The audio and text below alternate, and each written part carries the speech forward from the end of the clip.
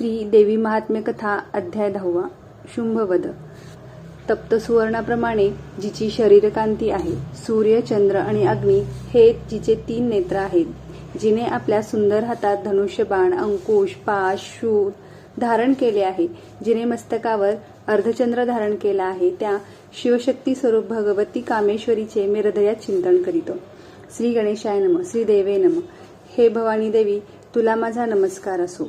तू अवघ्या त्रिलोक्याची जननी आहेस। तू केवळ इच्छेने ब्रह्मा, विष्णू, महेशादींना कार्य करावयास लावतेस व या विश्वाचे कार्य चालवतेस। हे जगन्माते, तुला माझा नमस्कार असो।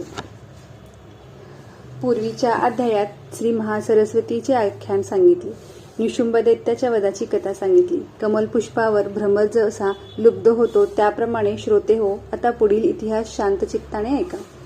मेधा ऋषी सुरतराजाला म्हणाले, राजा तू आता एकाग्र चित्ताने ऐक।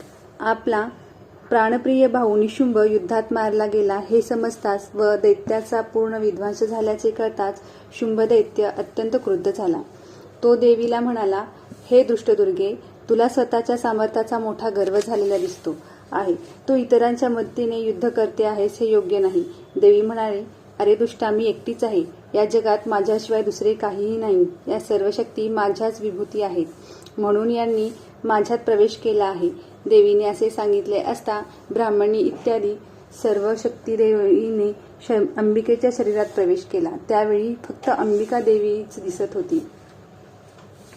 देवी म्हणाली, अरे दैत्या, मी ऐश्वर्य शक्तीने अनेक रूपात इथे उपस्थित होते। आता त्या सर्व शक्ती माझ्यात लय पावल्या आहेत। आता युद्धभूमीवर मी एकटीच आहे, माझ्याशी युद्ध कर। मेधा ऋषी म्हणाले, राजा, त्यानंतर देवी आणि शुंभ यांच्यात घनघोर युद्ध सुरू झाले। दोघे एकमेकावर बाणांचा वर्षाव करीत होते, अत्यंत दाहक अशा शस्त्रास्त्रांचा आघात करीत होते। ते युद्ध पाहून सगळे विश्व भयभीत झाले।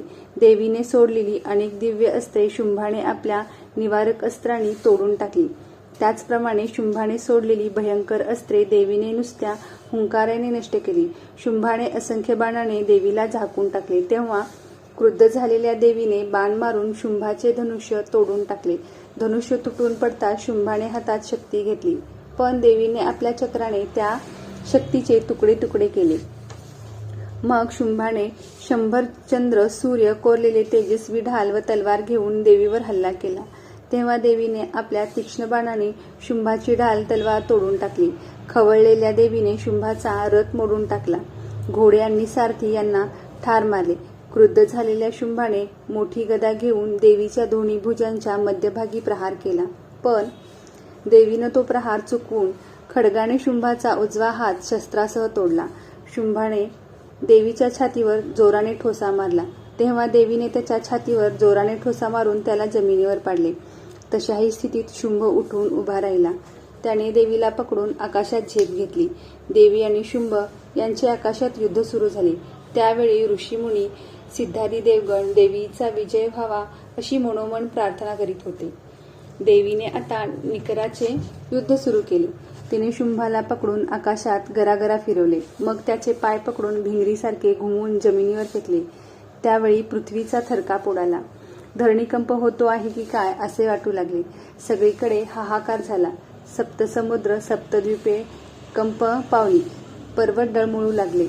तसा शुंभ उठला व देवीला लाथ मारण्यासाठी धावला।